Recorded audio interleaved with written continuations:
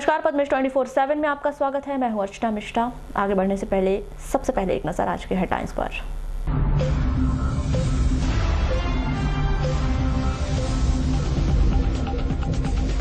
वाराणसी के लोहारा में 4 वर्षीय नन्ही बालिका के साथ दुष्कर्म, पड़ोस के युवक ने दिया घटना को अंजाम। आरोग्य केंद्र निर्माण समीक्षा कार्य की प्रगति पर नाराज हुए कलेक्टर, 10 उपयंत्री के वेतन काटने का आदेश। आदिवासी विकास विभाग के सहायक आयुक्त ने की कार्यवाही, छात्रावास अधीक्षक को किया निलंबित। तेंदुए के आतंक से दहशत में वारासिवनी के नादगांव नगझर के ग्रामीण।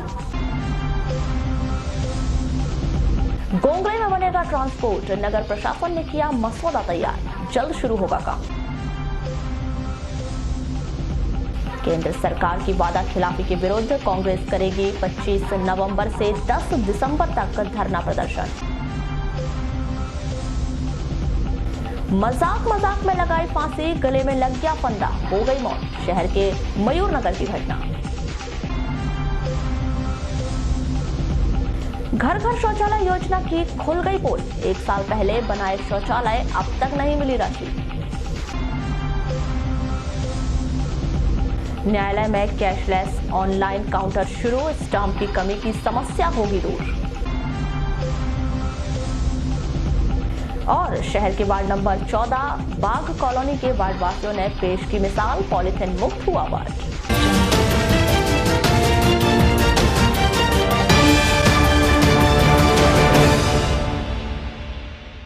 और अब खबरें विस्तार से। शासन द्वारा अमानक खाद बीज पर कार्यवाही के लिए दिए गए निर्देश के बाद जिले के भीतर लगातार अधिकारियों द्वारा औचक निरीक्षण किया जा रहा है। इसी कड़ी में एसडीएम केसी बोपची द्वारा शहर के आधा दर्जन से अधिक कीटनाशक व खाद बीज की दुकान का निरीक्षण कर सैंपल की जांच ली गई। कि जो कृषि के जो कीटनाशक दवाइयाँ हैं, खाद बीज है, इसकी समय समय पर हम जाँच करवाते हैं। प्रशासन के आदेश भी आते हैं, तो इसी तारतम्य में आज हम कृषि अधिकारियों के साथ जांच करने आए थे। यहाँ पर जो हमारे मानक हैं, प्रमाणिक मानक हैं, उसके अनुसार माने सैंपलिंग होगी और रिपोर्ट आने के बाद हम लोग निश्चित करते हैं ये खाद जो भी हमारा प्रोडक्ट है वो मानक में सही है या गलत है। यहाँ पर क्या कार्रवाई? यहाँ पर अभी कार्रवाई जारी है, अभी सैंपलिंग लेंगे और उसके बाद फिर माने जो लेबोरेटरी जाता है वहाँ से रिपोर्ट आने के बाद फिर कार्रवाई। शहर की यातायात व्यवस्था को ठीक करने और आम आदमी को जाम से राहत दिलाने के लिए प्रशासन द्वारा शहर से 4 किलोमीटर दूर गोंगले में ट्रांसपोर्ट नगर बनाने की तैयारी चल रही है। शुक्रवार को नगर पालिका सीएमओ दिनेश वाघमारे ने बाकायदा ट्रांसपोर्ट नगर के लिए गोंगले कृषि उपज मंडी के निकट खाली पड़ी सरकारी जमीन का निरीक्षण किया और आगे की रिपोर्ट कलेक्टर दीपक आर्य को दिए जाने की जानकारी दी। गोंगले में एक्चुअल में कलेक्टर साहब के निर्देशन कि ट्रांसपोर्ट नगर के लिए ज़मीन देखना था, क्योंकि लगभग 400 ट्रक हैं सिटी में और ट्रैफिक ज़्यादा होने से एक्सीडेंट और बाकी सब चीज़ें अव्यवस्थित हो रही है। तो मंडी से लगी हुई शासकीय ज़मीन उसको ट्रांसपोर्ट नगर के लिए ज़मीन देगी। सर, कब से कार्य योजना तैयार हो जाएगी? भूमि आवंटन के लिए अभी प्रपोजल दिया है मैंने, जल्दी भूमि आवंटन हो जाएगी।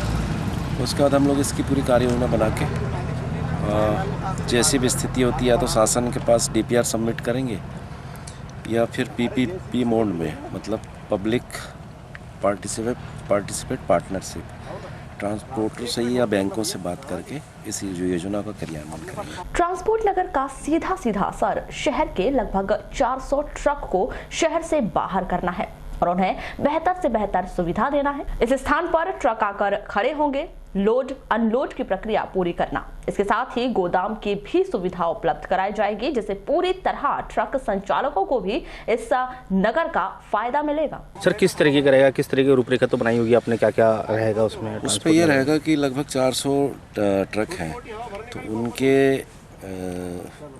पूरा ट्रांसपोर्टिंग का काम वहीं हो, शहर के अंदर कोई गाड़ी ना आए, तो उनके गोडाउन के लिए भी देंगे, दुकान भी देंगे, शौचालय भी देंगे, मतलब पूरी की पूरी अधोसंरचना से रिलेटेड और व्यवसाय से संबंधित सभी व्यवस्थाएं। सर, क्या संभावना लग रही है, कब से स्टार्ट हो जाएगा ये? और बालाघाट जिले की बहुत बड़ी सौगात होगी ये। सौगात तो होगी, लेकिन हम लोग तो प्रयास पूरा कर रहे हैं कि इसमें लगभग प्रतिदिन इसकी मॉनिटरिंग कर रहे हैं कि जल्दी से जल्दी अलॉटमेंट हो जाए ज़मीन का और DPR हम जल्दी सबमिट कर दें और फिर उसका क्रियान्वयन करें। वारासिवनी अंतर्गत दक्षिण सामान्य वन मंडल वन परिक्षेत्र के ग्राम पंचायत नांदगांव के ग्राम नगझर सहित आसपास के ग्राम के ग्रामीणों ने गत महीनों से तेंदुए के द्वारा जो आतंक मचाया जा रहा है उसे लेकर सभी में दहशत व्याप्त है।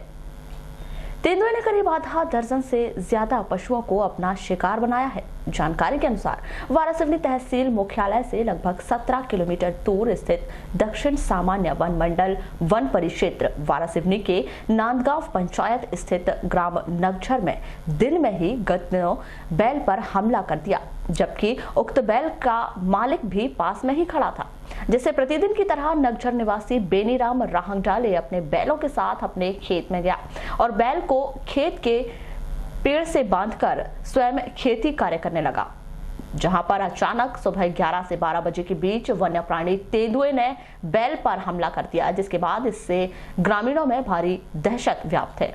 हम बैल बांध दिए थे और खेती में धान काम कर रहे थे, वे नजदीक धान काट रहे थे। उसके बाद में हमला किया 11 बजे। नहीं, वो जब घुर्राने लगा और बैल टोर करने लगा तो तब ऐसे दौड़ते आए फिर। आप कितने लोग थे? हाँ, 5-7 लोग थे, 10 लोग। हाँ जी, आवाज लगा, पड़ोसी भी आए और पड़ोसी भी दौड़ते आए, तब फिर उसको भगाए। भगाए? हाँ, आपने देखे उसको? हाँ जी। तो क्या था वो? अब हमको क्या समझता है कि गुलबाग है क्या शेर है। लाल पट्टे वाला था। पट्टे थे? हाँ, लाल पट्टे। वो गोल गोल चिट्टे थे? नहीं, लाल पट्टा और लंबे लंबे पट्टे। हाँ, लंबे लंबे। हाँ। तो उसके बाद में क्या करे आपने? फिर क्या है, बैल को देखे तो क्या है, फोड़ डाला था, बैल ने घायल कर दिया था। फिर उसके बाद में बैल मरा नहीं। फिर उसको छोड़ दिए। फिर वहीं से फॉरेस्ट वालों ने बोले कि इसको रहने दो, ये हमारा बैल हो गया। और शाम को फिर लगा दिए यहाँ पे वो उन्होंने अपना ये कैमरा और बैल को छोड़ दिए हमने। तो फिर रात में कब आया कब नहीं, और उसको वहाँ से 50 फीट दूर खींच के खाया है उसको। 50 मीटर दूर है ना वो? 50 मीटर। हाँ, 50 मीटर दूर खींच के नाली में खाया है। वो भी बुरी हालत खाया है, ऐसा कम से कम 30-40 किलोमीटर। फिर क्या हुआ? फिर आप दूसरे दिन कैसा करे आप? दूसरे दिन फिर सिपाही को बताया मैंने कि खा गया कह के। तो फिर आए सिपाही उपाही, सब कुछ देख किए, फोटो वोटो किए, रेंजर भी आया और फिर बोले कि अब जला दो इसको। जला दिए। तो ग्रामीणों ने बताया कि रात्रि के समय वन्य प्राणी तेंदुआ अपने शिकार की तलाश में ग्राम की सड़कों और बाड़ियों में घूमता रहता है, जिसे कई बार ग्रामीणों के द्वारा देखा गया है।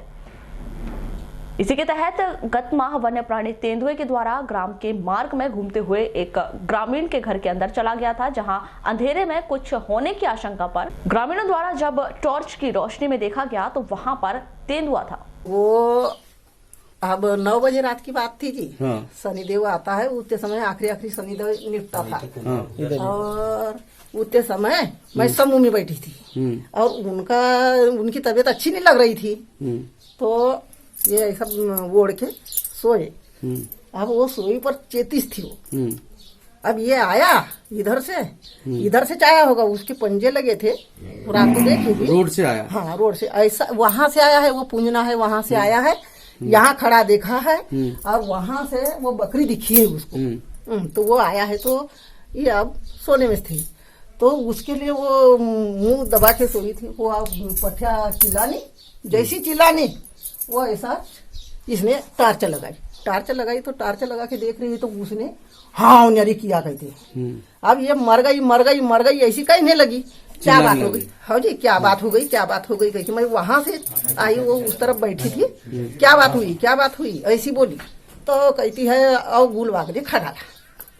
तो मैं भगते चाहिए, तो मैं कहती हूँ आगा दौड़ो, कहती हूँ कैसा होगा, कहती हूँ किसको चाप दिया ना, किसको नहीं। फिर घर में आई तो वो बकरी ऐसी माल लुरा रही थी। मर गई? हाँ, मर गई। अच्छा, उनने क्या बताई आपकी देवरानी ने कि ऐसा बताया जी? नहीं, तो वो उसके पट्टे वाला था कि वो चिट्ठे वाला? नहीं, कोसा था कहते हैं। ये बैल है जैसा कोसा इस तरफ वाला, वैसा कोसा था कहते उसने बताई।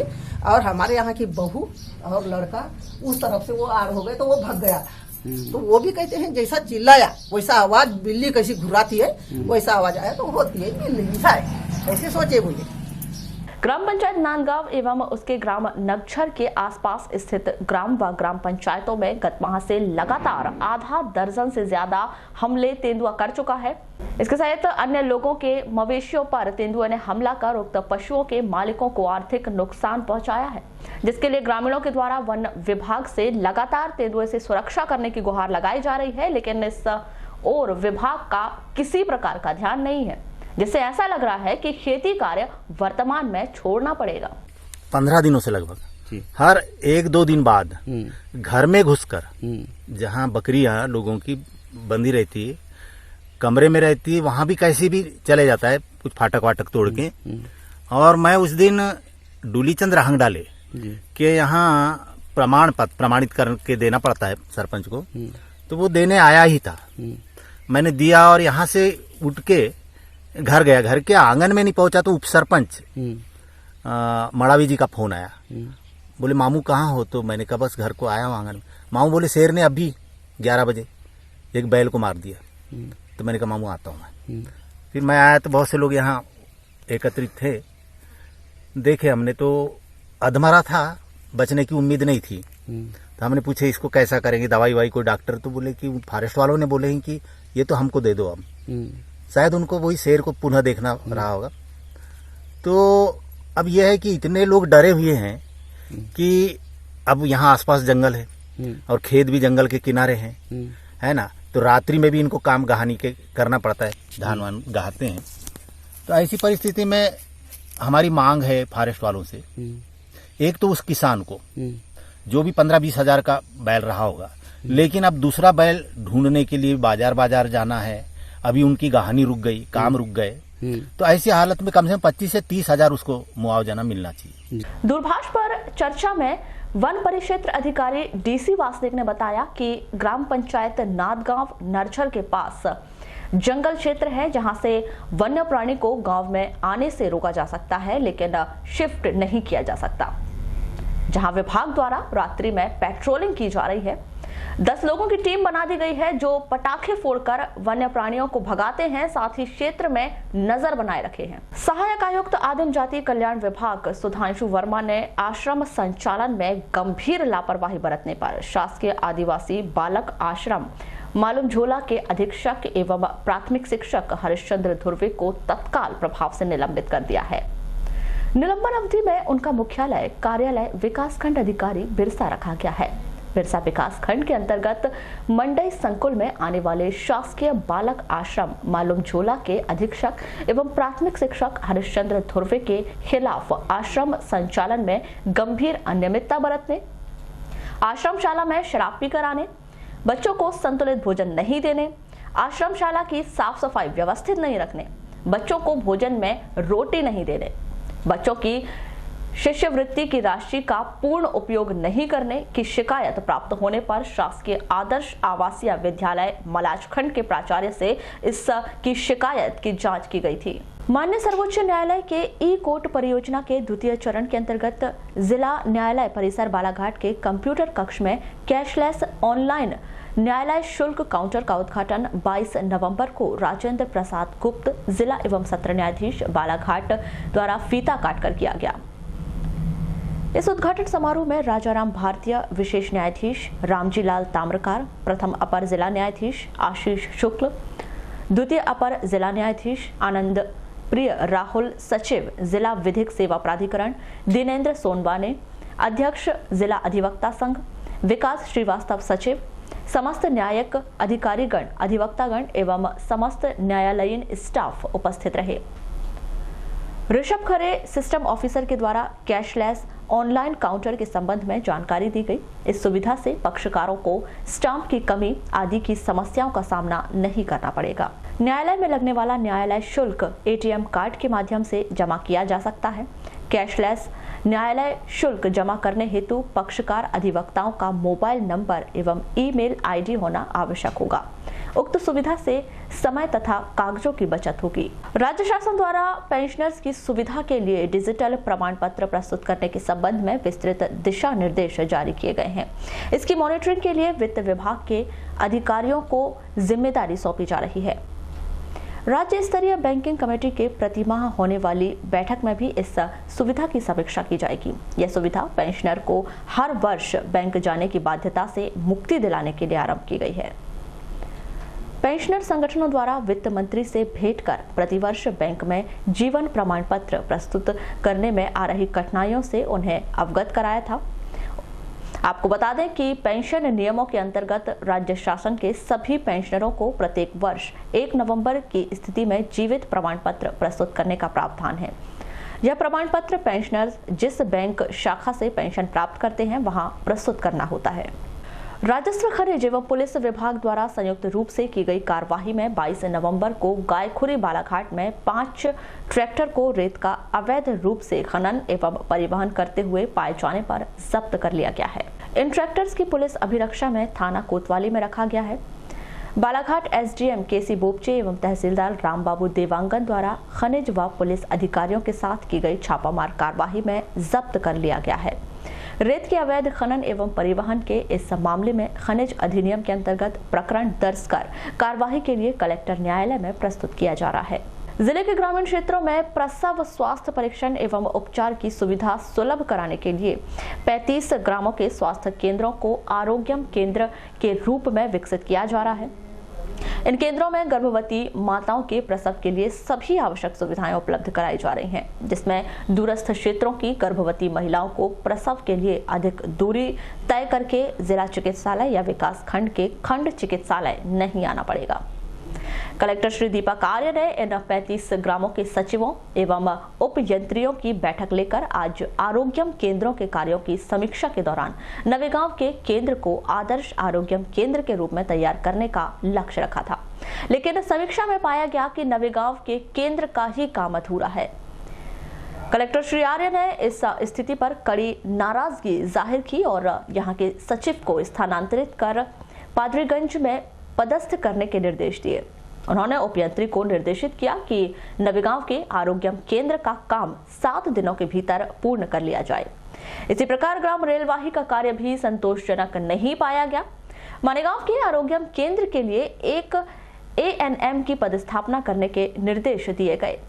जैतपुरी और समरिया के आरोग्यम केंद्र का कार्य प्रारंभ नहीं होने पर कलेक्टर श्री आर्य ने नाराजगी व्यक्त की और 10 दिनों में कार्य पूर्ण नहीं करने पर इन पंचायतों के उप यंत्रियों का 10 दिनों का वेतन काटने के निर्देश दिए। शहर को स्वच्छ और सुंदर बनाने के लिए नगरपालिका परिषद लगातार प्रयास कर रही है, लेकिन इसी कड़ी में व्यापारी उनका साथ नहीं दे रहे हैं। इसे देखते हुए शुक्रवार को नगरपालिका की टीम सुबह के समय शहर के व्यापारियों के प्रतिष्ठान के सामने पड़े कचरे पर कार्रवाई करने पहुंची। इस दौरान आधा दर्जन से अधिक व्यापारियों द्वारा दुकान के बाहर पॉलिथीन का बड़ा ढेर कर दिया गया था। इस दौरान उन पर जुर्माना भी किया गया। नगरपालिका के CMO दिनेश वाघमारे ने बताया कि शहर के मुख्य मार्गों और व्यापारिक प्रतिष्ठानों कचरा इकट्ठा करने की गाड़ियां सुबह शाम उनके प्रतिष्ठानों के सामने आती हैं, बावजूद इसके व्यापारी इस काम में सहयोग प्रदान नहीं कर रहे हैं। इसे देखते हुए शुक्रवार से कार्यवाही शुरू की गई है, जो सतत चलती रहेगी। कटंगी विधान न्यायिक दंडाधिकारी प्रथम श्रेणी देवव्रत सिंह की अदालत ने 5 वर्ष पुराने गौ तस्करी मामले में 3 आरोपियों को 1 वर्ष का कठोर कारावास और 5,000 के अर्थदंड से दंडित किया है। मीडिया प्रभारी सहायक जिला अभियोजन अधिकारी अखिल कुमार कुशराम ने जानकारी में बताया कि 5 वर्ष पूर्व 25 नवंबर 2014 को कटंगी थाने में मुखबिर की सूचना पर कुछ व्यक्तियों द्वारा एक ट्रक में गौवंश वध के लिए क्रूरतापूर्वक परिवहन किए जा रहे थे। मुखबिर की सूचना के आधार पर कटंगी थाना के स्टाफ ने सिनेमा चौक पहुंचकर सिवनी की ओर जा रहे ट्रक रोकने की कोशिश की, लेकिन पुलिस को देख ट्रक चालक ने ट्रक नहीं रोका। इस पर पुलिस द्वारा काफी दूर तक ट्रक का पीछा किया गया। तुमसर रोड दुर्गा मंदिर के पास ट्रक को रोककर उस पर कार्रवाई की गई। इस दौरान ट्रक में 34 गौवंश रखे हुए थे। इस मामले में दोषी पाए गए शेर सिंह बघेल, राजेश विश्वकर्मा और मुकीम खान निवासी सिवनी को 1 वर्ष का कारावास और 5-5 हजार के अर्थदंड से दंडित किया गया है। BSNL कर्मचारियों द्वारा 25 नवंबर को 1 दिवसीय भूख हड़ताल कर विरोध प्रदर्शन किया जा रहा है। BSNL एम्प्लॉइज यूनियन के जिला सचिव नितिन ब्रह्म ने बताया कि वीआरएस के क्लैरिफिकेशन, वेतन से होने वाली रिकवरी, बैंक लोन सहित अन्य भुगतान, 4G सेवाएं शुरू करवाने, वेतन भुगतान 1 तारीख को सुनिश्चित किया जाए। डायरेक्टर रिक्रूटमेंट कर्मचारियों के लिए 30% संप्रेषण बेनिफिट प्रदान करें। 1 तारीख को कर्मचारियों को वेतन का भुगतान किया जाए। वीआरएस रिक्त पदों का बैकअप प्लान जारी करें सहित अन्य मांगों को लेकर बीएसएनएल कर्मचारी अधिकारी 1 दिवसीय हड़ताल पर रहेंगे। एक और पूरे देश में पॉलीथीन किसी समस्या से कम नहीं, तो वहीं शहर का एक वार्ड ऐसा भी है जो पूरी तरह से पॉलीथीन मुक्त दिखाई देता है। इसके पीछे मुख्य वजह वार्ड वासियों का जागरूक होना और नगर पालिका की समय समय पर सफाई व्यवस्था को बताया जा रहा है। वार्ड नंबर 14 के निवासी बताते हैं कि उनके वार्ड की सफाई व्यवस्था काफी अच्छी है। इसके साथ ही वार्ड के लोग भी इसमें पूरा सहयोग करते हैं, जिससे वार्ड बेहद ही स्वच्छ सुंदर दिखाई देने लगा है।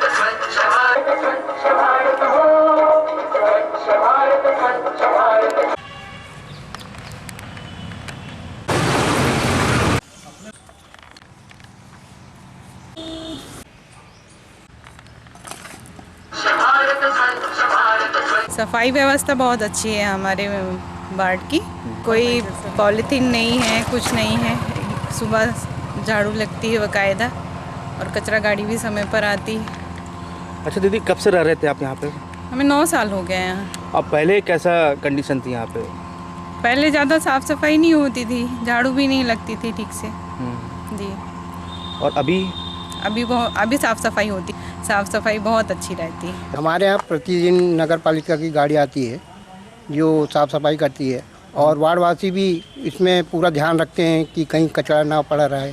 यदि होगा तो इकट्ठा करके उसको एक जगह एकत्रित करा के नगर पालिका के माध्यम से उठवाते हैं जी। सर, ये देखा जा रहा है कि पॉलीथीन बिल्कुल भी नज़र नहीं आ रही है। नहीं, हम लोग पॉलीथीन आती भी है, यदि मान लो कहीं से, तो उसको एकत्र करके अलग से दिया जाता है। अच्छा, मतलब नगर पालिका को दे दी जाती है। अच्छा, अभी कैसा लग रहा है आपका वार्ड? हमारा वार्ड स्वच्छ एवं साफ सुथरा दिखता है। मतलब घूम फिर सकते हैं कभी भी, रात बिरात, कभी भी, दिन में भी। कोई डर नहीं है किसी प्रकार का कि कहीं सांप बिच्छू या कहीं कचरा में कुछ चीज़ दबा हो। बीते कई वर्षों से बाग कॉलोनी में निवास कर रहे डीएल लिल्लारे बताते हैं कि इस कॉलोनी के लोगों ने पॉलीथीन का उपयोग करना बंद कर दिया है। मार्केट भी थैला लेकर जाते हैं और यदि कहीं वार्ड में पॉलीथीन दिखाई भी दे तो उसे निश्चित जगह पर रख देते हैं। पॉलीथीन तो नहीं दिखेगी आपके। पॉलीथीन वैसे भी कॉलोनी के लोग कम ही यूज़ कर रहे हैं। मार्केट जाना है तो थैला लेके जाते हैं। पॉलीथीन का बिल्कुल कम ही उपयोग हो रहा है, नहीं के बराबर कहना चाहिए। नथिंग, बिल्कुल ख़त्म हो रही पॉलीथीन। मतलब प्रधानमंत्री जी की जो मुहिम है कि पॉलीथीन मुक्त भारत देश हो, उसमें आप लोग का बहुत बड़ा योगदान। बिल्कुल ये बात समझ में भी आ रही है, धीरे धीरे नज़र आ रही है अपन लोगों की पॉलीथीन मुक्त, धीरे धीरे अपना देश पॉलीथीन मुक्त हो रहा है। बिल्कुल सही है, इसमें मुहिम बहुत ज़बरदस्त है उनकी। परेशानी कुछ नहीं जा रही है, बल्कि परेशानी के बहुत अच्छा लग रहा है। वो तो घर में भी हम लोग यूज़ करते हैं कि पॉलीथीन में कम चीज़ मत रखो करके। बिल्कुल घर में भी सलाह देते हैं। तो पॉलीथीन नुकसानदायक है शरीर के लिए? बिल्कुल नुकसानदायक है, बहुत नुकसान है उसका। आजकल व्हाट्सएप पे भी कितनी चीज़ चल रही है पॉलीथीन के बारे में कि आजकल तो क्या क्या नहीं हो रहा है उसमें सलाह। यही नहीं, इस वार्ड में सब्जी बेचने आने वाले लिखन सोनबीर से बताते हैं कि वे 4 वर्ष से इस वार्ड में आ रहे हैं। पहले वार्ड में सफाई का अभाव था, लेकिन अब यहाँ सब कुछ बदला है। मैं मौसमी धंधा करते। अच्छा, कब से इस वार्ड में आप आ रहे हैं? 4 साल हो गए। 4 साल पहले कैसा दिखता था वार्ड? पहले अब ऐसा है, उतना साफ सफाई नहीं रहता था, बाकी अभी बहुत अच्छा लगता है। अभी बहुत अच्छा लगता है, घूमने की भी इच्छा होती है। हाँ, यहाँ पर ऐसा है, कचरा कूड़ा झिल्ली पन्नी वगैरह बहुत कम दिख रहा है। अच्छा, मतलब साफ सुथरा दिख रहा है। तो मानते हैं कि मतलब ऐसा होना चाहिए सभी जगह?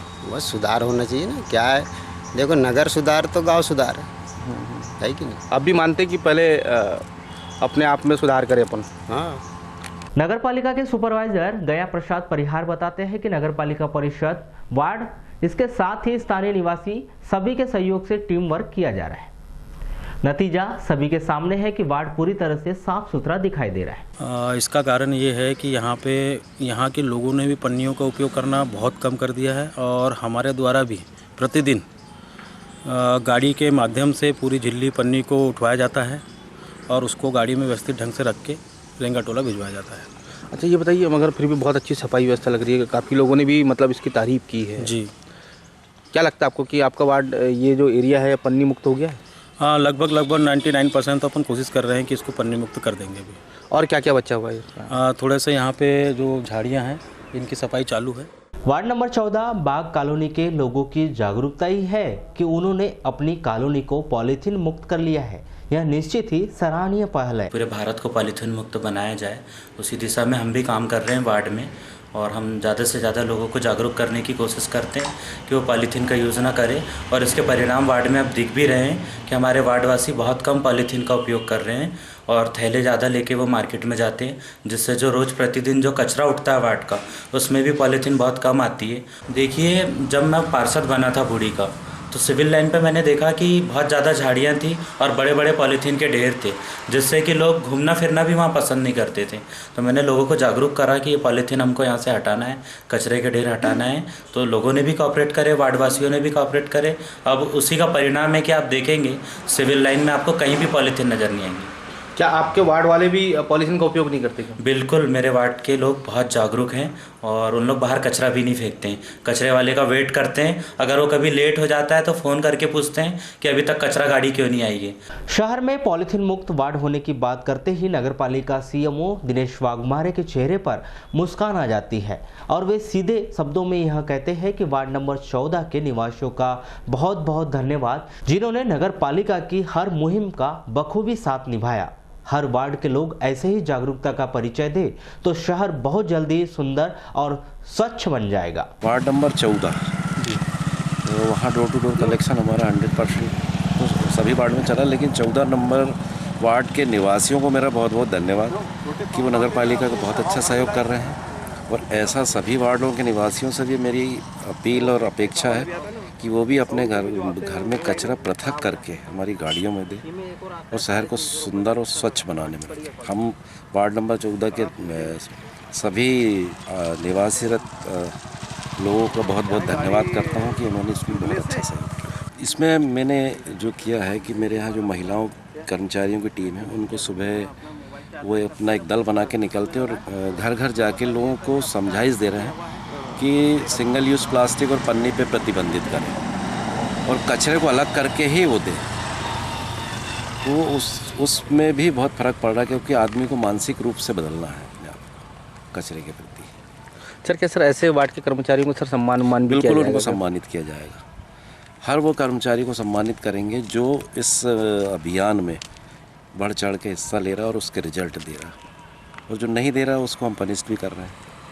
निश्चित ही वार्ड नंबर 14 बाग कॉलोनी के निवासियों ने शहर के लोगों के सामने एक मिसाल पेश की है कि अगर जागरूकता और मन में कुछ ठान लिया जाए तो सब कुछ संभव है।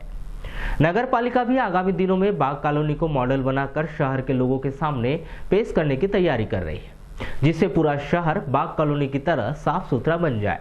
बालाघाट से पद्मेश न्यूज के लिए महेंद्र उइके की रिपोर्ट। लालबर्रा मुख्यालय से लगभग 16 किलोमीटर दूर स्थित ग्राम पंचायत बोटा हजारी में पौराणिक शिव मंदिर परिसर में प्रतिवर्षानुसार इस वर्ष भी गत 17 नवंबर से 23 नवंबर तक भगवान सत्य साईं बाबा का 94वां जन्मोत्सव सप्ताह धूमधाम से मनाया जा रहा है। इस अवसर पर 17 नवंबर से 23 नवंबर तक प्रतिदिन प्रातःकाल 4:30 बजे से 6 बजे तक ओमकारम व नगर संकीर्तन किया जा रहा है, जिसमें भारी संख्या में शामिल होकर श्रद्धालुओं के द्वारा पुण्य लाभ अर्जित किया जा रहा है। चर्चा में श्री सत्य साईं सेवा समिति संयोजक लक्ष्मी नारायण झंझाड़े ने बताया कि गत 17 नवंबर से श्री सत्य साईं बाबा का जन्मोत्सव सप्ताह मनाया जा रहा है। वारासिवनी थाना अंतर्गत लोहारा में एक 4 वर्षीय नन्ही बालिका से उसके पड़ोस में रहने वाले 18 वर्षीय युवक ने दुष्कर्म की घटना को अंजाम दिया। पुलिस द्वारा घेराबंदी कर आरोपी अरुण पाटिल को गिरफ्तार कर लिया गया। परिजनों से मिली जानकारी के अनुसार बालिका पड़ोस में रहने वाले पाटिल परिवार के घर कड़ी पत्ते लेने गई थी। इस दौरान बालिका को अकेला पाकर आरोपी अरुण द्वारा इस घटना को अंजाम दिया गया। जब बालिका देर तक घर नहीं पहुंची तो परिजनों ने पतासाजी की तो इस घटना का खुलासा हुआ।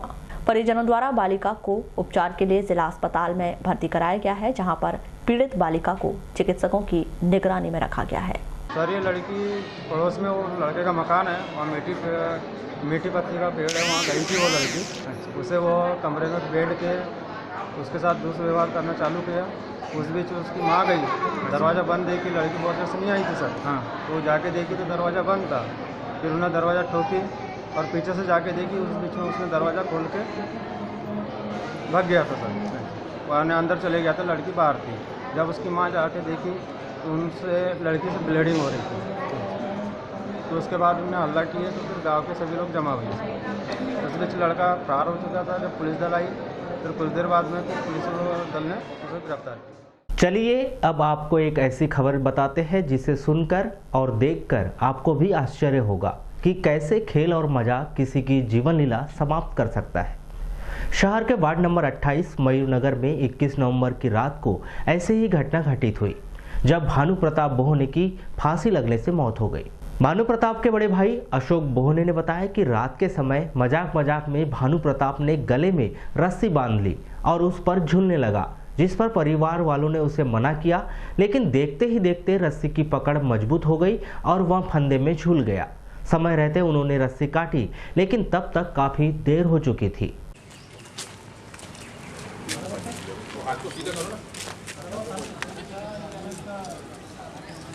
ये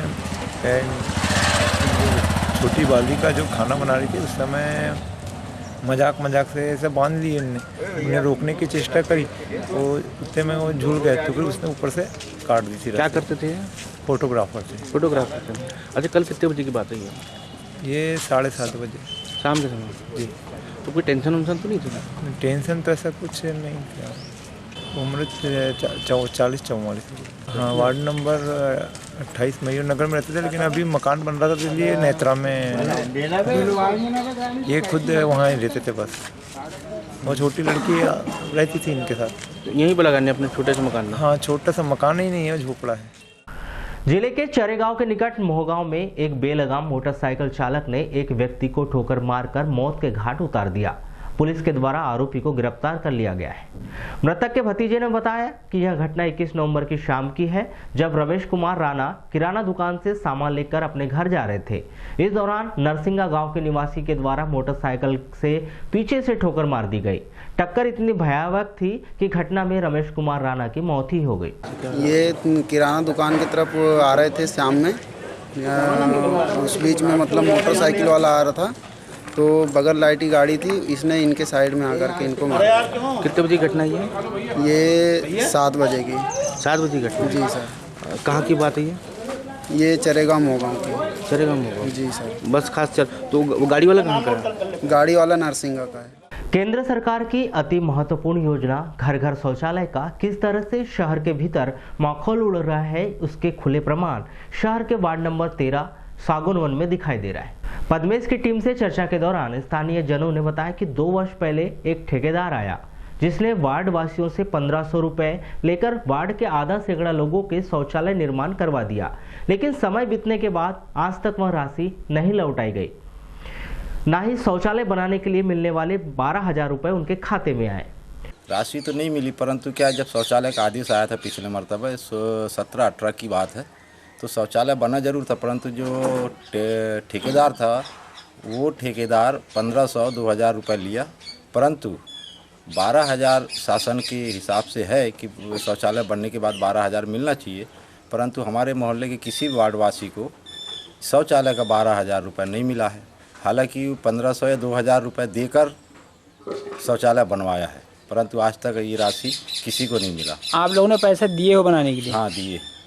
और कितने घर होंगे यहाँ पर? यहाँ लगभग 70-80 घर के। सभी ने पैसा दिए? सभी ने पैसा दिए। पैसा देने के बाद में बनाया गया? हाँ, पैसा देने के बाद शासन का पैसा एक भी नहीं मिला? पैसा नहीं लगा है। जहाँ तक शौचालय बनाने की बात है तो 1500 या 2,000 रुपये लिया गया था हमसे। 1500 या 2,000। वार्ड की एक अन्य महिला बताती है कि शौचालय बनाने के बदले में ठेकेदार के द्वारा 1500 रुपए लिए गए। जब उन्होंने शौचालय योजना की राशि देने की बात कही तो ठेकेदार ने मना कर दिया। आपके यहाँ शौचालय बने हैं? हाँ, बना है। 1500 रुपया लिए जब बना है। 1500 रुपये आपने दिए बनाने वाले को, 12,000 रुपये देने का प्रावधान है, वो आपको नहीं मिला पैसा? नहीं। तो पैसे के लिए कभी बोले आपने? हमने बोले थे ठेकेदार को, तो ठेकेदार ने बोला कि अब नहीं मिलता, ऐसा बोल दिया ठेकेदार ने। नगर पालिका में किसी से बात की है? नहीं, नगर पालिका में नहीं की। तो आपके यहाँ बना कितने साल हो गए? 1.5 साल हो रहा है। शौचालय निर्माण की राशि लेना और योजना का लाभ नहीं देने के विषय में नगर पालिका के सीएमओ दिनेश वाघमारे बताते हैं कि इस विषय में उन्हें जानकारी पद्मेश न्यूज के माध्यम से मिल रही है। जल्द ही संबंधित कर्मचारी से बात की जाएगी और वार्ड वासियों को योजना का लाभ दिलाया जाएगा। शौचालय उन लोगों ने बनवाया तो बहुत अच्छी बात है। अगर उन्होंने यहाँ पर अप्लाई किया होगा कि इस योजना में घर घर शौचालय जो निर्माण होने थे, अगर उनका पंजीयन होगा, वो पंजीयन अगर उनका है तो आप मेरे पास उनको बता भेज दीजिएगा। उनके साक्ष्य देख के उनको जो भी शासन की योजना का लाभ भी दे दूंगा। बहुत अच्छी बात है कि वो अपने स्लम एरिया में उन लोगों ने शौचालय बनाए, उसको उपयोग कर रहे हैं। सर, इस पर ठेकेदार के विरुद्ध कोई कार्रवाई हो सकती है? अगर ऐसे कोई साक्ष्य मिलेंगे तो हम ठेकेदार के विरुद्ध कार्रवाई करेंगे। शहर के सागौन वन वार्ड नंबर 13 में शौचालय योजना के जिस तरह से कथनी और करनी का पता चल रहा है, उससे शहर को ODF प्लस बनाने की योजना पर धक्का लग सकता है, क्योंकि चंद रोज बाद सर्वे की टीम शहर में आएगी और सबसे पहले इन बस्तियों का निरीक्षण करेगी, जिसमें स्थानीय जन उनके साथ हुई ठगी को बयां कर सकते हैं। देखना अब यह है कि नगर पालिका शौचालय योजना पर उठ रहे सवाल को कितने जल्दी सुलझा लेती है। बालाघाट से पद्मेश न्यूज के लिए कमल कोडले की रिपोर्ट।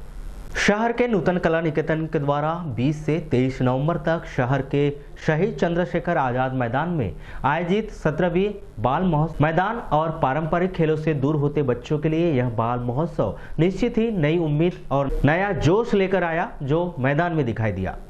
विभिन्न खेलों के आयोजन जिसमें छात्रों ने जमकर लुत्फ उठाया। कबड्डी, ऊंची कूद, रस्सा खींच और नन्हे बच्चों के लिए बलून फोड़ प्रतियोगिता आयोजित की गई। शहर के 26 निजी स्कूल इस 17वें बाल महोत्सव में शामिल हुए और सभी गतिविधियों में हिस्सा लिया, इस उम्मीद के साथ कि नूतन कला निकेतन कला और कलाकारों को परखने के साथ साथ पारंपरिक खेलों को छात्रों में जीवित रखने के लिए हर वर्ष इसी तरह का आयोजन करते रहेगा।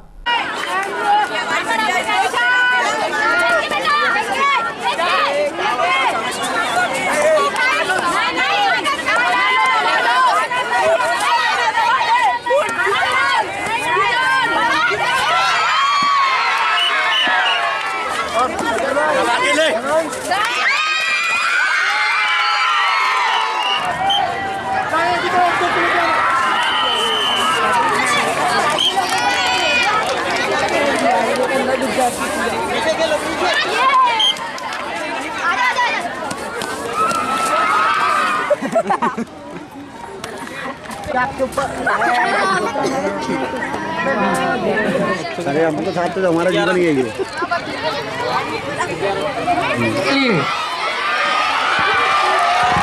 और ये दस्तक उसी का फेस शुरुआत हो चुका है और सेंट मेरी ने बहुत कम समय से ये अपने नाम पर किया है और सेंट मेरी ने इस वर्ष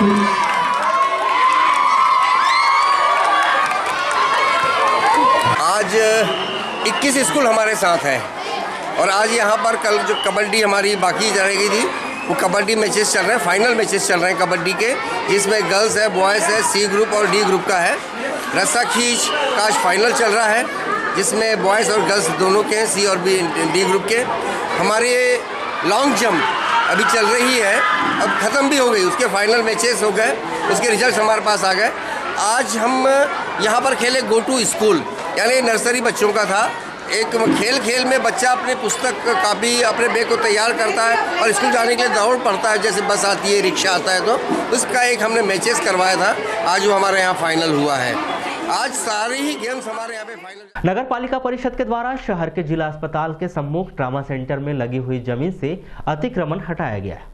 जिला अस्पताल आने वाले और इस सड़क पर लगातार यातायात के प्रति दबाव को देखते हुए नगर पालिका परिषद के द्वारा यह कार्रवाई की गई। ये ट्रामा सेंटर के साइड में अपनी जो पानी टंकी के नीचे कुछ अव्यवस्थित ढंग से कुछ दुकानें संचालित थी, कुछ बंद पड़ी थी और अपने परिसर में बस उसी को हटाने का कार्यक्रम आज जो किया गया और इससे कोई विशेष ज़्यादा कहना चाहिए कि मुख्य नगर पालिका अधिकारी जी के आदेश के अनुसार ये कार्रवाई को संचालित की। सर मगर क्यों हटाया गया, क्या वो तो अब वो तो मुख्य नगर पालिका अधिकारी जी के आदेश है, डिटेल में तो। बाइट राजेंद्र बोपचे, नगर पालिका कर्मचारी। वहीं दूसरी ओर नगर पालिका के द्वारा की गई कार्रवाई पर अतिक्रमण के माध्यम से रोजी रोटी चलाने वाले कुछ लोगों में निराशा दिखाई दी। मेरा धंधा साइकिल दुकान अंचर पंचर बनाता था, रोजी रोटी पालता अपना पेट भर चलाता था। अभी जैसे आपको नगर पालिका ने उठा दिया, अब क्या करेंगे आप? अब बेरोजगार कर दिए हैं, कहाँ जाएंगे? अब हम लोगों को कोई काम दिया जाए या फिर ये रास्ता दुकान बना के दिया जाए यहाँ पर हमारे को। कुछ भी तो रोजी रोटी बच्चे को पालने के लिए कुछ तो करना पड़ेगा ना। अब चोरी थोड़ी करेंगे, डाका थोड़ी डालेंगे हम लोग, कहाँ जाएंगे? तो क्या गुजारिश करना चाहते हैं? हम ये गुजारिश करना चाहते हैं, ठीक है प्रशासन जो हटा रहा ठेला जो अतिक्रमण कर रहे हैं उनको ठीक है आने जाने व्यवस्था के कारण, लेकिन उनको स्थायी जगह में तो बैठाल के दिया जाए उनकी रोजी रोटी। केंद्र सरकार की नीतियों के खिलाफ प्रदेश में काबिज कांग्रेस सरकार ने प्रदेश स्तर पर चरणबद्ध आंदोलन करने का ऐलान किया है। कांग्रेस का यह धरना प्रदर्शन 25 नवंबर से लेकर 10 दिसंबर तक जिला मुख्यालय एवं समस्त ब्लॉकों में किया जाएगा।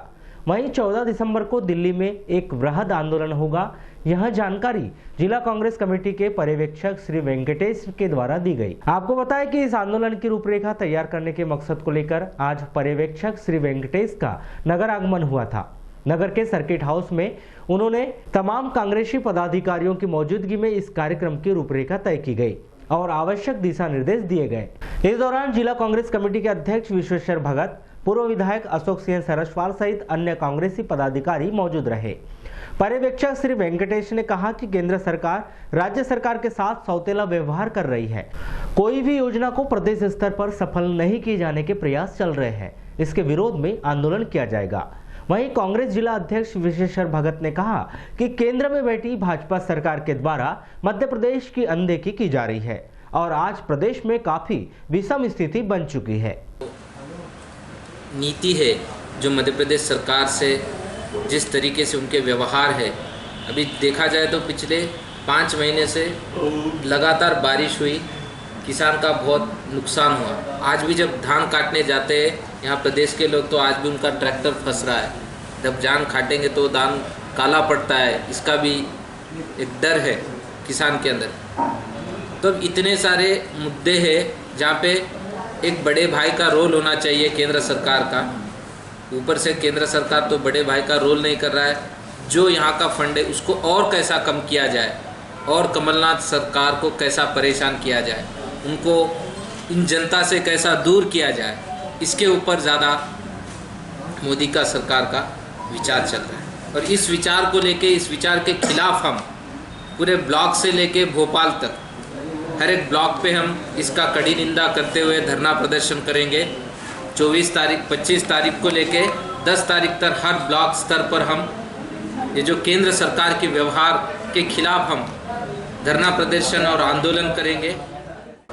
अन्य मत जैसे पिछले वर्षों में भावांतर योजना जो मध्य प्रदेश में शिवराज सिंह जी ने प्रारंभ किया था और उसकी भावांतर की राशि जो है अंतर की राशि जो राज्य सरकार को देना था केंद्र सरकार ने, वो भी अभी तक प्राप्त नहीं हुई है। इस तरह से अनेकों राशियां मध्य प्रदेश को जो है नहीं देने के कारण से मध्य प्रदेश के साथ जो व्यवहार हो रहा है, इससे सारे लोग जो है दुखी है। दुर्भाग्य यह है कि मध्य प्रदेश के 28-29 सांसद बीजेपी के होने के बावजूद भी कभी एक शब्द भी इस प्रदेश के नेचुरल कैलेमिटी फंड दिलाने के संबंध में चर्चा नहीं की। तो आज उसी तारतम्य में 15-25 नवंबर को पूरे प्रदेश भर में जो है केंद्र सरकार के खिलाफ धरना प्रदर्शन आंदोलन हुआ। उसी तारतम्य में हमारे पर्यवेक्षक महोदय हैं और उसके पश्चात 14 दिसंबर को दिल्ली में संपूर्ण देश के कांग्रेस जन वहां धरना प्रदर्शन आंदोलन करेंगे। भारतीय जनता पार्टी के संगठनात्मक चुनाव के तहत हाल ही में मंडल के चुनाव संपन्न कराए गए, जिसमें 3 मंडलों के नतीजे को होल्ड पर रखा गया है। मंडलों के अध्यक्षों की घोषणा शीघ्र ही की जाएगी। आपको बताएं कि हाल ही में 23 मंडलों के चुनाव विधिवत संपन्न कराए गए थे, जिनमें से 20 मंडलों के अध्यक्षों की घोषणा की जा चुकी थी। इस संदर्भ में भाजपा जिला अध्यक्ष रमेश रंगलानी ने बताया कि मंडलों के चुनाव हो चुके हैं और 3 मंडल अध्यक्षों की घोषणा आज कर दी जाएगी। उन्होंने बताया कि भाजपा जिला अध्यक्ष के चुनाव को लेकर उम्र के मापदंड तय किए गए। वहीं भाजपा जिला अध्यक्ष की दौड़ में रमेश भटेरे, अभय कोचर सहित 2 भाजपा पदाधिकारी शामिल हैं और संभवतः 30 नवंबर तक भाजपा जिला अध्यक्ष के चुनाव संपन्न करा दिए जाएंगे। 23 में से 20 मंडलों के चुनाव की घोषणा हो चुकी है। 3 मंडल के चुनाव संभवतः आज शाम तक या कल सुबह तक आएंगे, कल तक हो जाए, मुझे ऐसा लगता है, चाहे जो मेरी बातचीत हुई है उसके अनुसार। अच्छा, चुनाव की क्या प्रक्रिया होगी?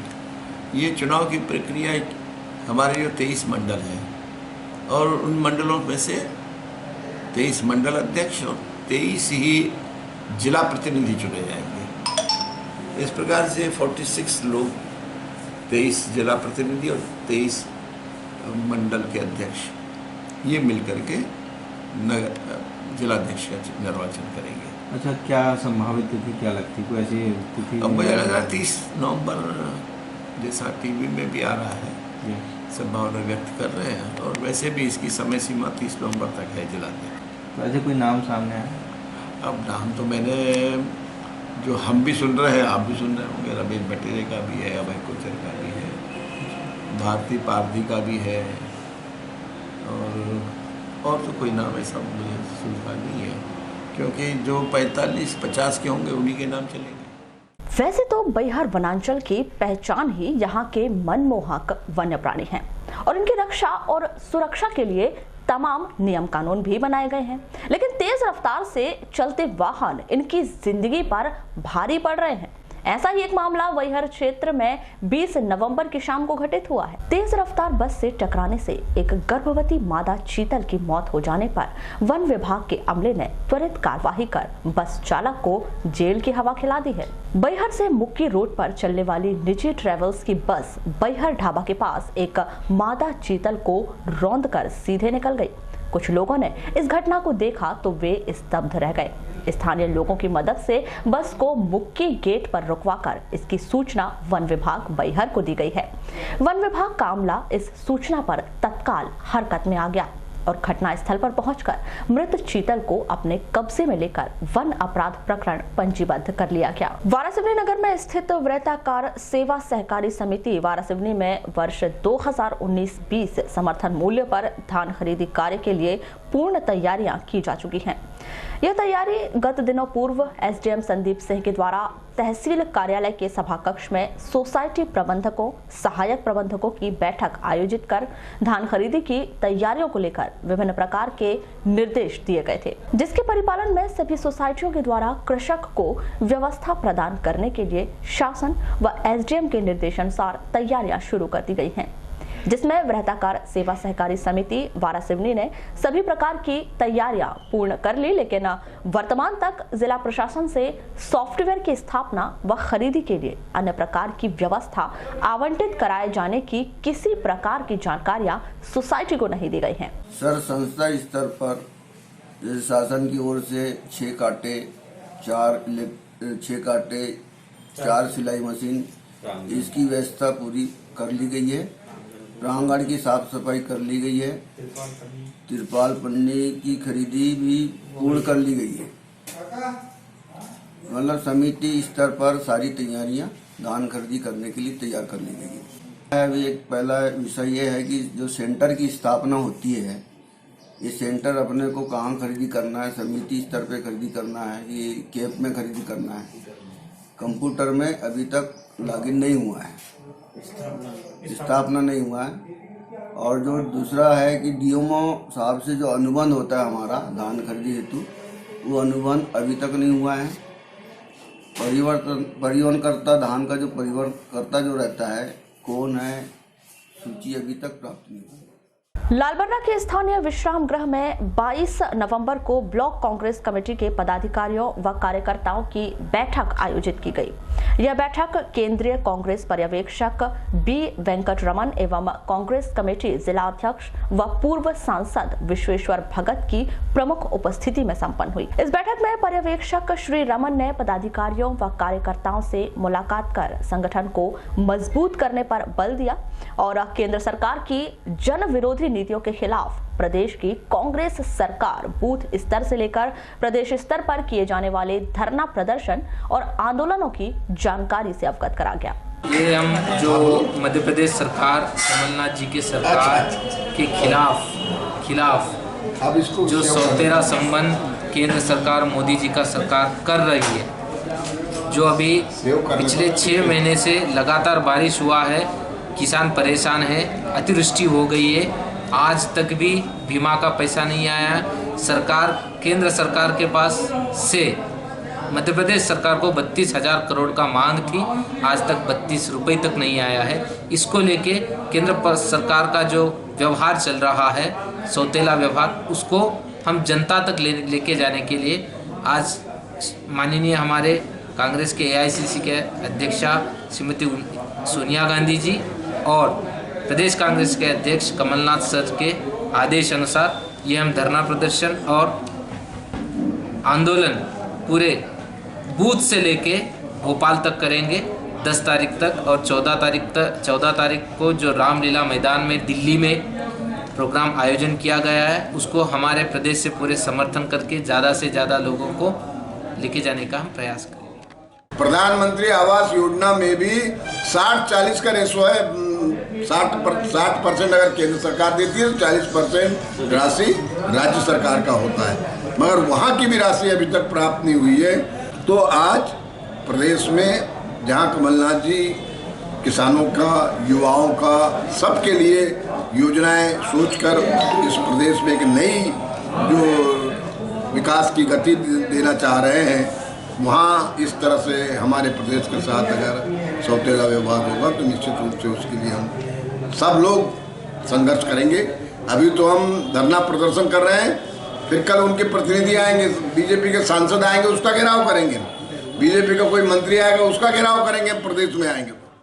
शहर के युवाओं द्वारा शासकीय महारानी कन्या विद्यालय के निकट संचालित CWSN दिव्यांग छात्रावास में गर्म कपड़ों का वितरण किया गया। युवाओं ने बताया कि आगामी दिनों में सर्दियां शुरू होने वाली हैं, ऐसे में उनके द्वारा अपनी मित्र मंडली में यह तय किया गया कि इस बार भी इन छात्रों को गर्म कपड़ों का वितरण करेंगे। हम सारे युवा साथियों द्वारा आज CWSN छात्रावास में जो दिव्यांग बच्चों का है, वहाँ पे आज आकर जो कि अब देखा जा रहा है कि आने वाला समय ठंड का है, तो इन दिव्यांग बच्चों को कुछ गर्म कपड़ों का वितरण किया गया। सारे युवा साथी साथ में थे और काफ़ी अच्छा लगा इनको आज इनकी मदद करके, और शहर के सारे युवाओं से भी ये अपेक्षा करेंगे कि वो भी आए और इन बच्चों की कुछ न कुछ मदद करें, क्योंकि आने वाला समय ठंड का है।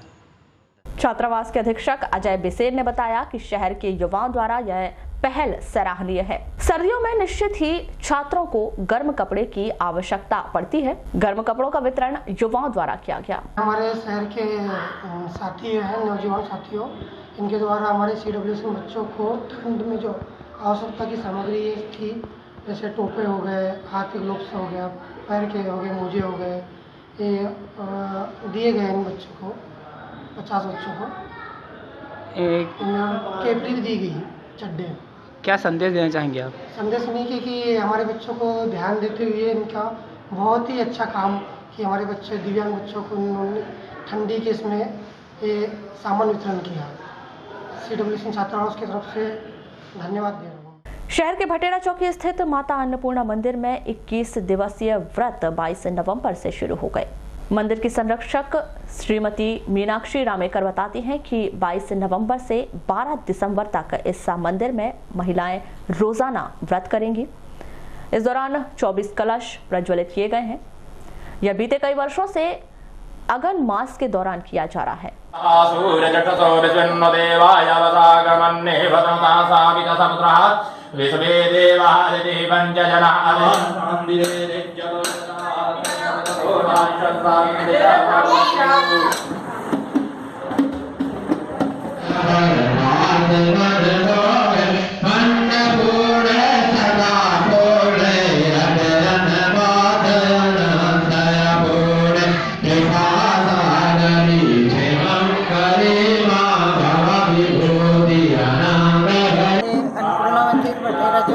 नंबर 1 में आज 21 दिन के अन्नपूर्णा व्रत कलश रखे जा रहे हैं, जिसके अभी अभिषेक हो रहा है माता जी को और इसके पश्चात कलश प्रज्वलित किए जाएंगे। कितने कलश हैं? यहाँ करीब 24 कलश है और 21 दिन तक माताओं ने आज सुबह से व्रत करने का संकल्प भी ली, जो कि प्रतिवर्ष इसी महीने में अगस्त महीने में एक कार्यक्रम। बुलेटिन के अंत में एक बार फिर नजर डालते हैं आज के हेडलाइंस पर।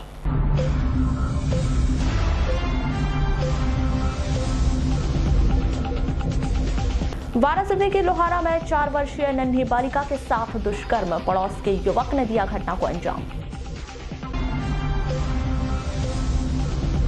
आरोग्य केंद्र निर्माण समीक्षा कार्य की प्रगति पर नाराज हुए कलेक्टर, 10 उपयंत्री के वेतन काटने का आदेश। आदिवासी विकास विभाग के सहायक आयुक्त ने की कार्यवाही, छात्रावास अधीक्षक को किया निलंबित।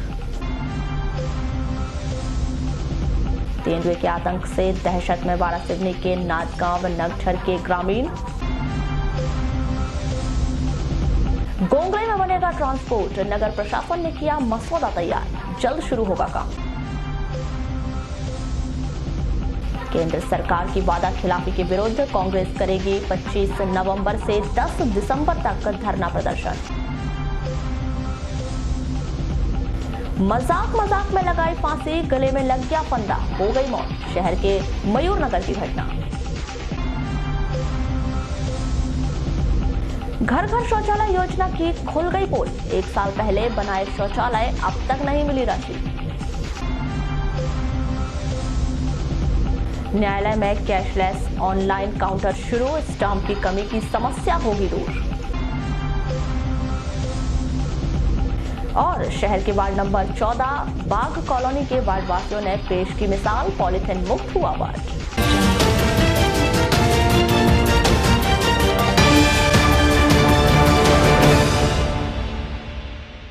तो ये थी अभी तक की खास खबरें। अगले न्यूज बुलेटिन के साथ फिर मुलाकात होगी, तब तक के लिए नमस्कार।